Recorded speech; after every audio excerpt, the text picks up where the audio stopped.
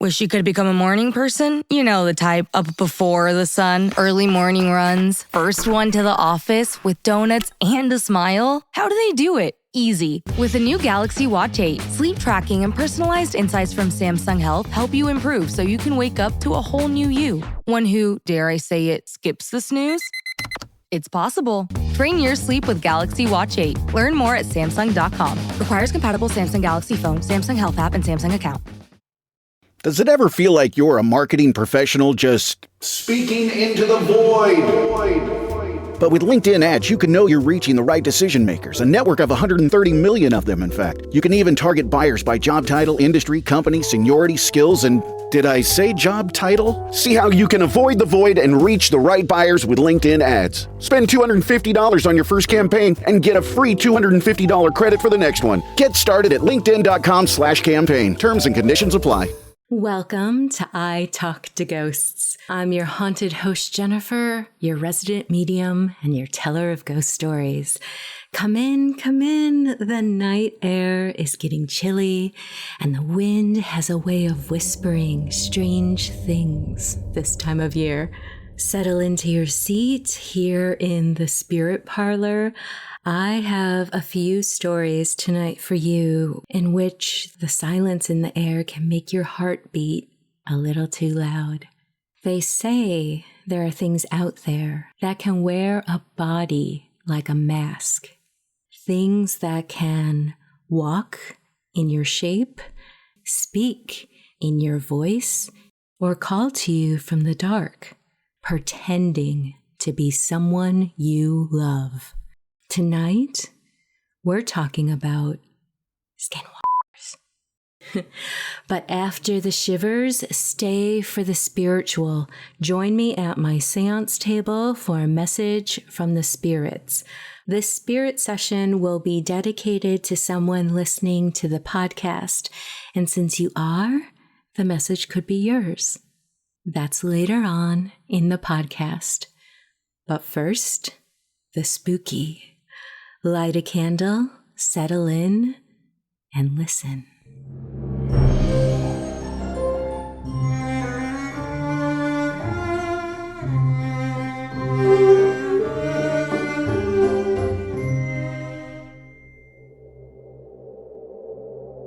I grew up hearing stories told by my grandmother.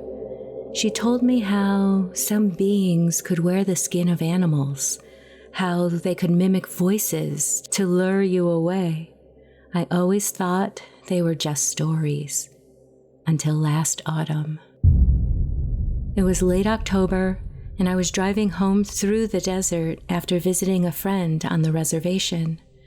My phone had no signal, and the night was darker than usual. The moon was a thin silver slice, barely enough light to see the sagebrush that framed the endless dirt road in front of me.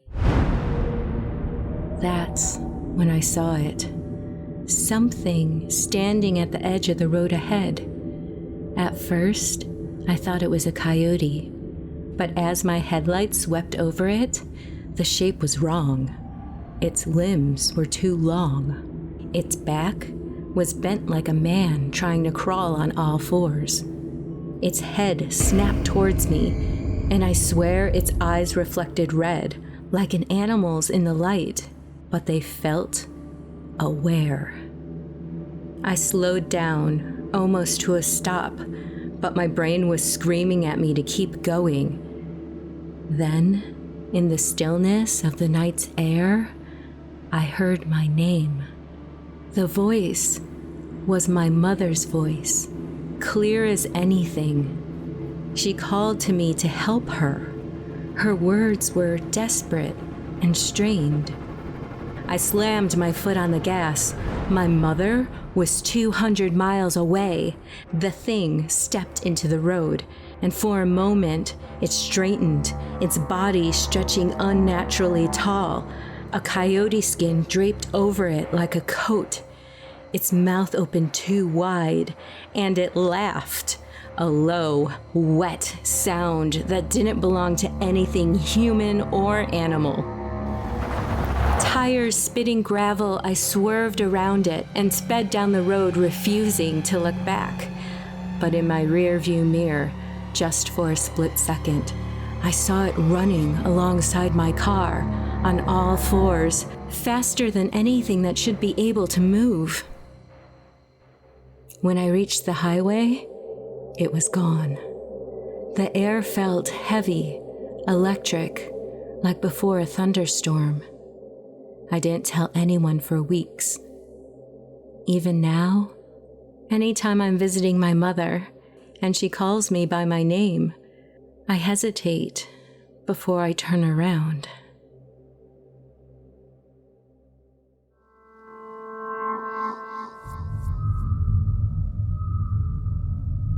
I work as a park ranger in northern Arizona. Most nights are quiet, stars overhead, and wind whispering through the junipers. Quiet, still. One night, around 2 a.m., I was patrolling near an old service road that hadn't been used in years. I stopped to stretch my legs, stepped out of the truck, and turned off the engine. The silence hit me hard. There was no wind, no insects. That's the first thing that felt wrong. Then I heard someone calling for help. A man's voice, thin and strained. Hey, can you help me? I grabbed my flashlight and I called back. Where are you? The voice came again, closer this time. Hey, can you help me? But I still couldn't see anyone. I swept my light across the brush, and that's when I noticed a deer standing just beyond the tree line. It should have bolted when I pointed the light at it, but it didn't. It just stood there, head cocked, front legs trembling slightly, its mouth opened. Hey, can you help me? It said in the same man's voice. Every instinct screamed to get back in the truck, but I couldn't move. The thing started walking towards me, not bounding, walking on its hind legs. The joints bent wrong, like it hadn't quite figured out how to be human. It stepped into the light of the headlights, and I saw its eyes. They weren't the dark, glassy eyes of a deer. They were pale and round, and they looked right at me, studying me. I backed up, my hand shaking so bad the flashlight beam danced across the ground. And then, in my own voice, my exact voice, it said, "Don't go." That broke me. I ran. I slammed the truck door, locked it, and floored it down that service road until I hit the main highway. When I finally stopped at the ranger station, I looked in the rearview mirror. There were handprints on the back window, long finger trails smearing the dirt. I filed my report as animal disturbance, but I know what I saw, and I'll never stop wondering how it knew my voice.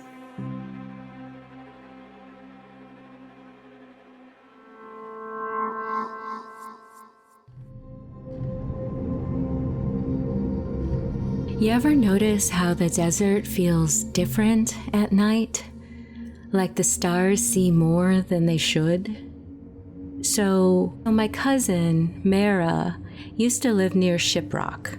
Her house sat about a mile from the main road, out in the sagebrush where the wind never really stops. One night, her dog started going wild, barking, whining, scratching at the door. She thought maybe the coyotes were close, so she grabbed her flashlight and stepped outside. Everything was still. No barking anymore, no wind, not even the hum from the highway. Just quiet, the kind that presses against your ears. Suddenly, she heard a quick movement nearby in the shadows. Thinking one of her dogs had slipped out and gotten past her, she called out to it and quickly turned around to see which dog was missing. But all three were staring at her from the doorway, heads low with a worried panic. Then she heard footsteps circling the house, slow, heavy, crunching the dirt. She shone her light that way, expecting maybe a stray cow. Instead, she saw her dog. That was impossible, but it was the same size, same markings, but it stood wrong. Its legs were too long, the joints twisted backwards like it had bent itself to fit inside that shape. It stared at her with eyes that looked intelligent, aware. Then it tilted its head and spoke. Mara. It rasped, the voice low and broken, like it was learning how to speak through a mouth that wasn't made for words. She dropped the flashlight, ran back inside, and locked every door and window. The thing kept circling the house all night, scratching at the siding, whispering her name. By sunrise, it was gone. The only sign it had ever been there were handprints in the dust by the door.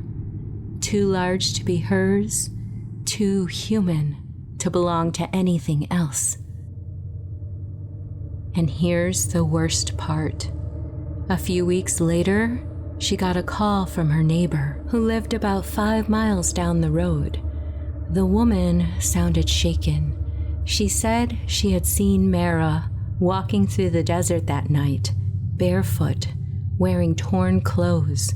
But when the neighbor called out to her, the figure turned and ran off into the dark on all fours. My cousin swears she never left her home that night. Her neighbor had seen something else, just as she had seen something else. So maybe the stories aren't stories after all.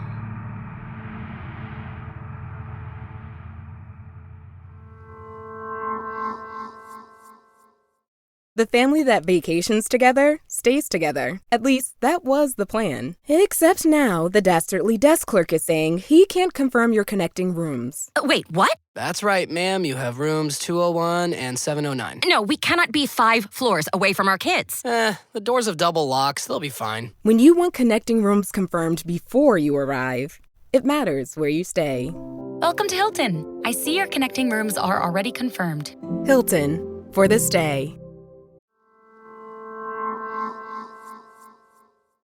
Hello and welcome back to I Talk to Ghosts. I have a message from the spirits this evening, so thank you for joining me at my séance table.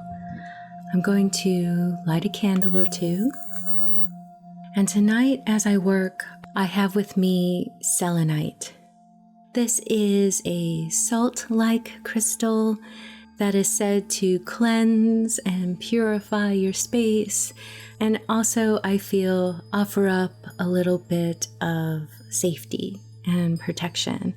I also went ahead and grabbed some lemon balm leaf. Lemon balm leaf is a great calming herb, and to me it always feels like a spiritual hug of comfort. So I thought that would be appropriate as well.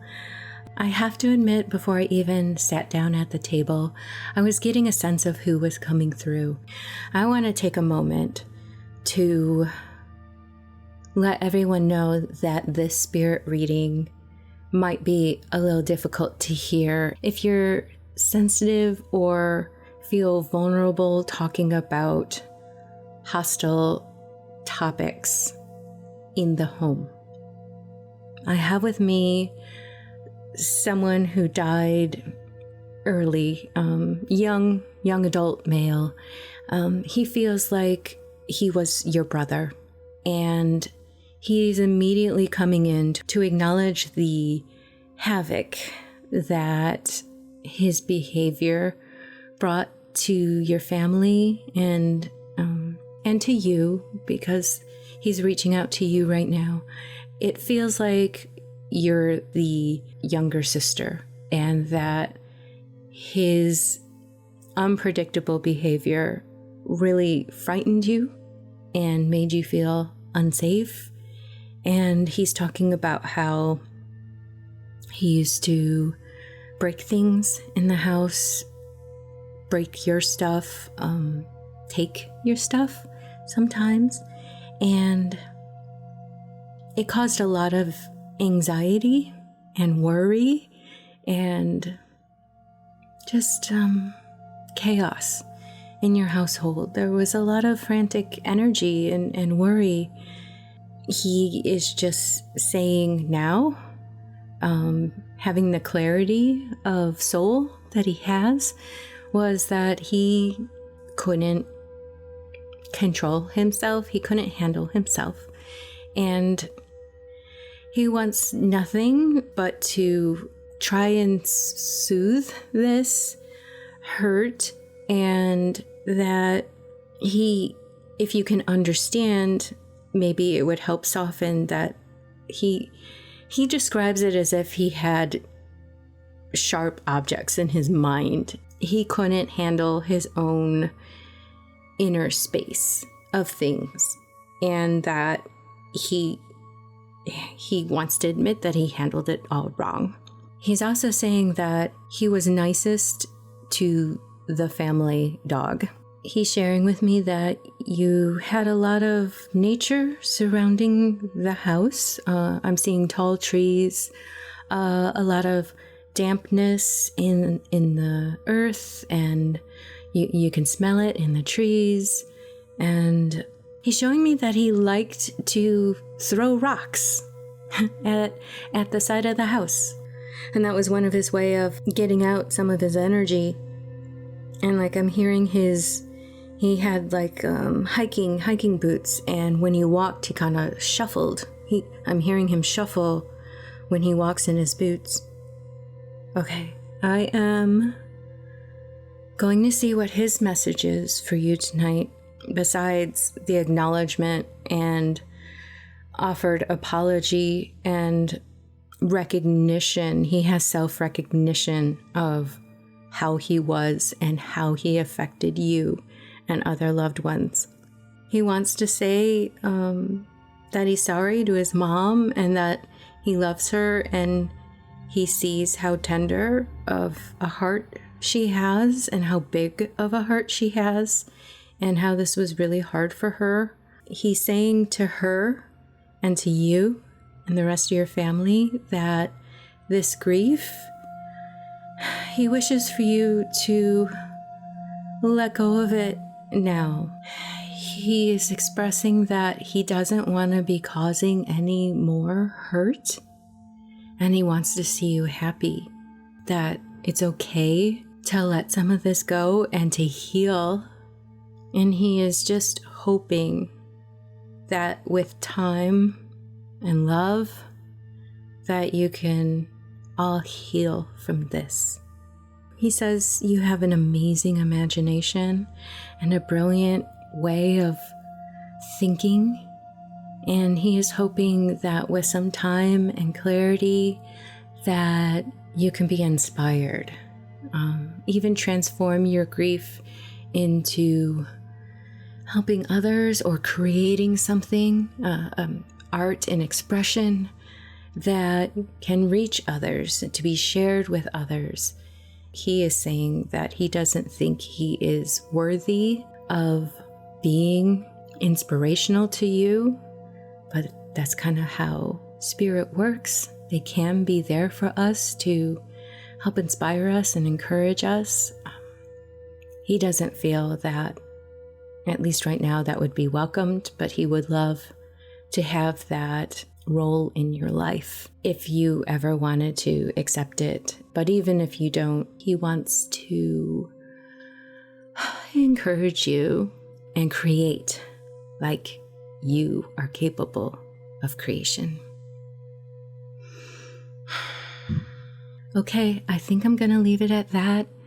My heart goes out to you and your family so much, and please know that your brother is okay and he loves you and that he has a clarity now and he only wants to reach out to acknowledge and hopes to repair some of this a little.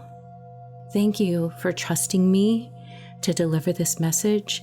I appreciate your strength that you're willing to listen and that this reaches you, and I hope it only brings healing and love for you and your family. Thank you.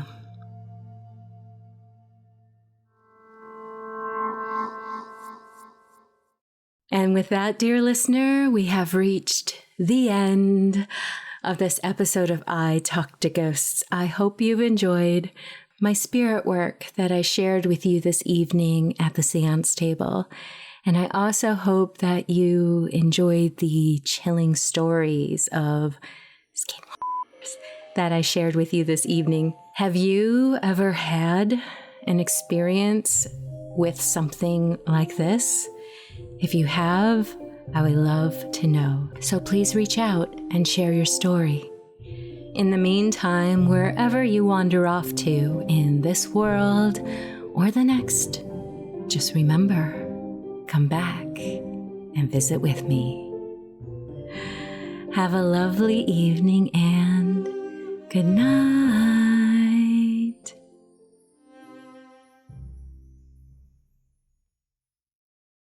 Hey, Ryan Reynolds here from Mint Mobile. Now, I don't know if you've heard, but Mint's premium wireless is $15 a month. But I'd like to offer one other perk. We have no stores. That means no small talk. Crazy weather we're having. No, it's not. It's just weather. It is an introvert's dream. Give it a try at mintmobile.com/switch. Upfront payment of $45 for 3-month plan, $15 per month equivalent required. New customer offer first 3 months only. Then full price plan options available. Taxes and fees extra. See mintmobile.com.